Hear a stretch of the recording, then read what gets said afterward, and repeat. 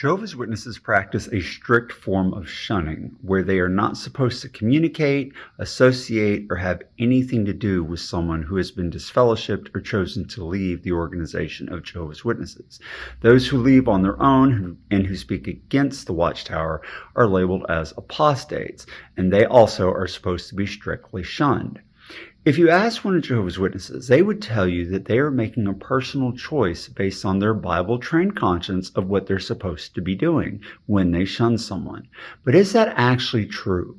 What's the difference between a personal boundary or personal decision and the act of shunning as it is practiced by Jehovah's Witnesses?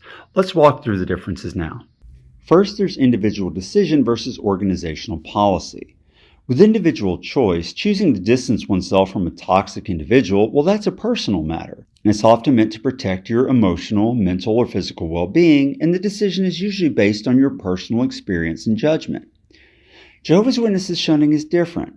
Shunning, as practiced by Jehovah's Witnesses, is a formal policy dictated by the religious organization. It's not based on individual discretion, but it's a prescribed response to certain actions, like apostasy or what they label as serious sin, as defined by the organization. Then there's the reasons and criteria for the choice.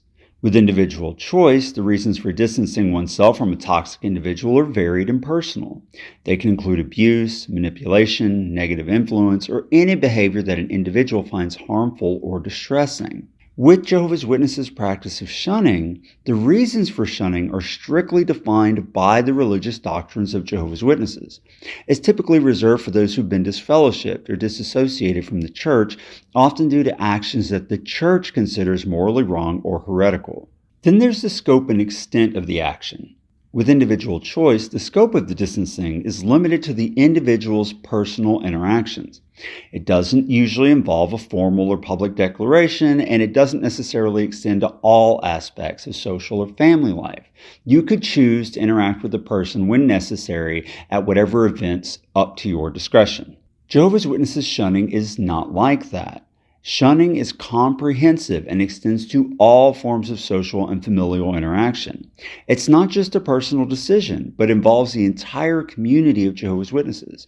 Disfellowshipped individuals are typically cut off from almost all contact with members, including family, and it is not up to them whether or not they ever want to make an exception to that rule.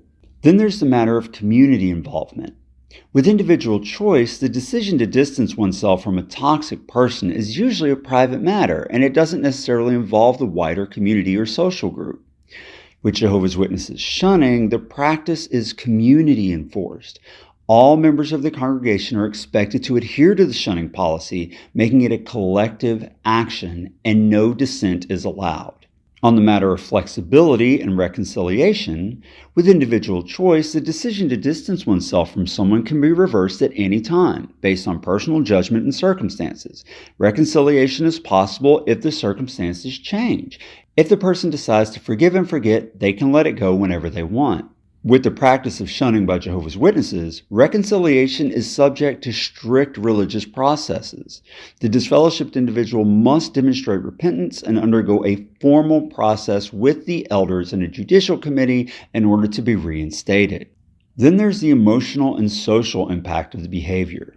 With individual choice, while the decision can be emotionally challenging, it is often seen as a form of self-care or personal boundary setting. With Jehovah's Witnesses shunning, the practice can have profound emotional and social impact, both on the shunned individual and on the members who enforce the shunning. It can lead to family divisions and significant psychological distress. Finally, there's the public perception and cultural context of the behavior. With individual choice, it's generally accepted as a reasonable response to toxic behavior in many cultures, especially in the context of prioritizing personal mental health.